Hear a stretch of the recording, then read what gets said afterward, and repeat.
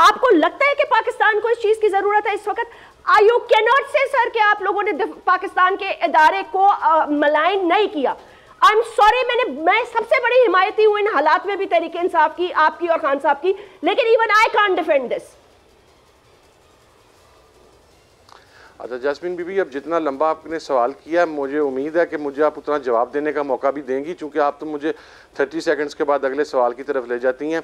मेरा सवाल ये है कि क्या अगर हमने, चलें जी फॉर अ मिनट मैं अज्यूम कर लेते हैं जी कि हमने बड़ा कुछ जुल्म कर दिया है और हमीदुर्रहमान कमीशन के हवाले से हमने ये बात कह के तो को क़यामत डाली है। जिस वक्त मियाँ नवाज शरीफ ने ये बात कही थी कि हमीदुर्रहमान कमीशन से सबक हासिल करना चाहिए और पाकिस्तान की तारीख का सबसे बड़ा अलमिया ये है कि पाकिस्तान के तोड़ने वाले जर्नैलों को पाकिस्तान के परचम में लपेट कर तो कब उनके कफन डाले जाते हैं, उस वक्त किसी को ये चीज़ याद नहीं आई कि मियाँ नवाज शरीफ ये किस लिए बात कर रहा था?